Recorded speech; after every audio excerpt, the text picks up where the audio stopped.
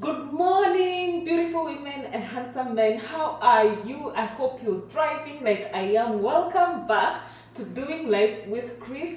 This is my channel where I teach you a lot of things, or rather, we learn together. We learn from each other, right from cooking, we travel together, we do DIYs together because we experience life together, we navigate life together, we make memories together, and we thrive together. Today, I woke up feeling like the best version of myself, quite honestly.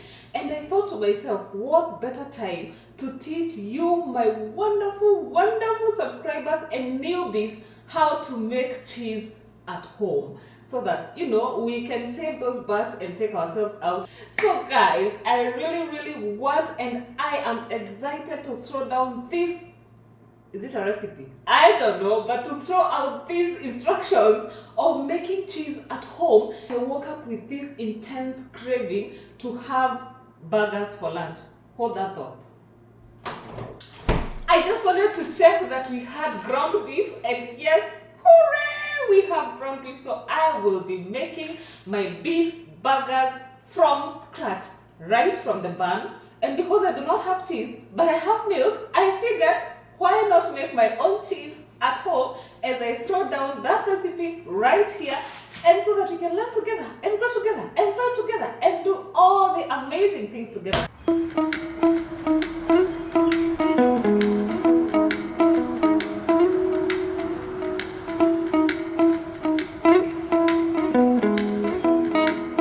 Let's get into the ingredients of what? Of making mozzarella cheese. I have a pan. Here I have my whole fat milk. This is milk directly from a cow. So I want to measure out 1.5 liters.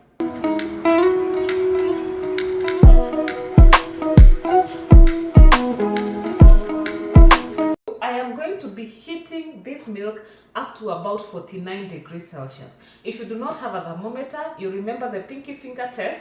You dip your clean, sanitized pinky finger into your milk once it's on the stove, and if you can go for up to 6 seconds without burning out, then that is your optimum temperature. That is the temperature you're looking for. And then here I have 90 ml of white vinegar. We are not going to add it at this point. We are going to add it right after we get our 49 degrees Celsius of temperature on our milk. So that is going to stay aside for now. And then of course I have my spatula, my measuring cups and spoons, and this sieve and this thing that I don't know, strainer. This is a strainer. I don't know what this is.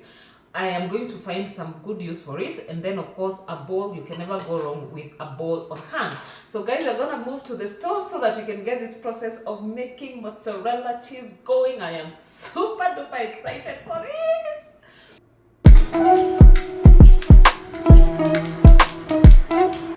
You want to keep stirring your milk so that you get the milk heated up uniformly.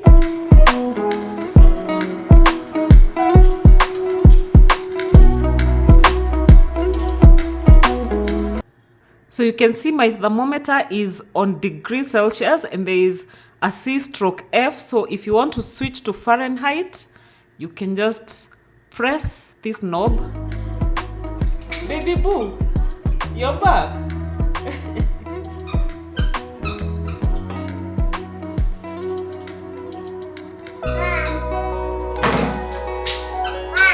Yes, baby. What's that?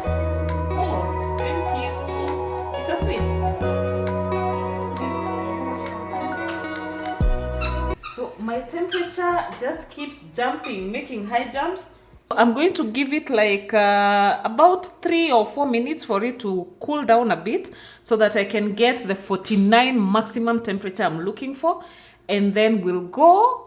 I have already switched off, so that flame is going to remain switched off until I get my between 44 and 49 should be good.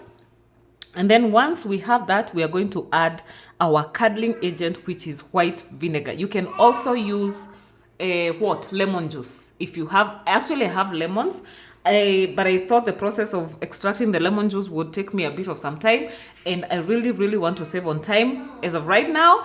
But if I had a little time to spare, that is what I would have used, because I mean natural over store-bought any day. It has stopped at 46.7, so I think that is a pretty good temperature to work with. So at this point, I will take my 90 ml of white vinegar and then just stir.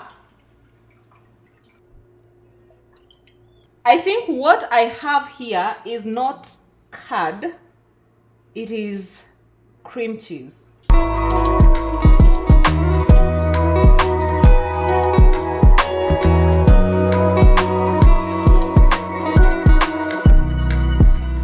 Here I have my saucepan, or if you like, sufuria. To this saucepan, I am going to add 2 liters of milk. I have already measured out my white distilled vinegar, and since I do not have cows in my farm, I went and bought myself whole fat milk from a farmer directly. So this milk is not boiled.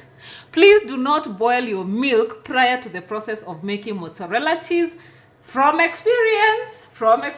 So if you have whole fat milk or full fat milk, but you had already pre-boiled it, please do not use that. Go and get yourself full fat unboiled milk, raw milk.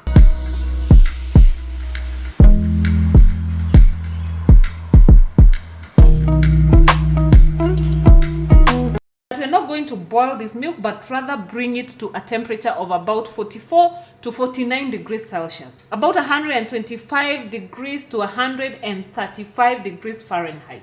And what we are looking for here is temperature that is just about the temperature of your bathing water. You know, the way our bodies do not, they reject cold water and hot water. They want water that is in a particular range of temperature. That is what we are looking for, so that we can catalyze our curds using the acid of choice.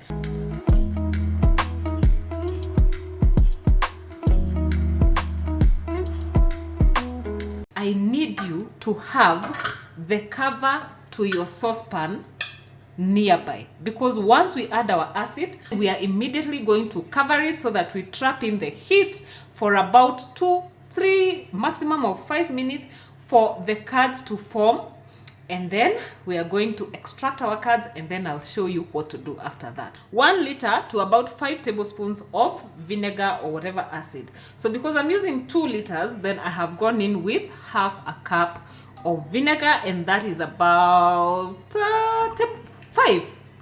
10 tablespoons, give or take. Oh yeah, I think our milk is just at the right temperature. So I'm going to turn the heat off.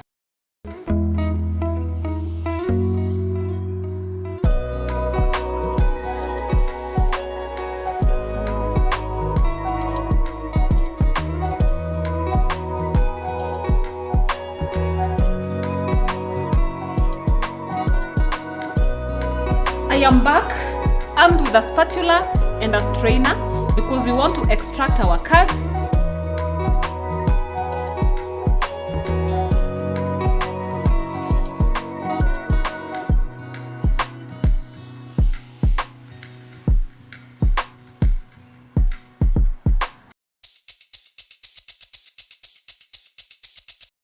I got it with 1 scoop. So what we are going to do is ensure that we get out as much milk as we can.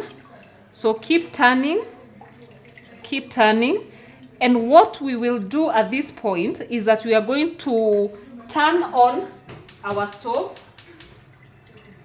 And at this point, we are going to add some salt to this water.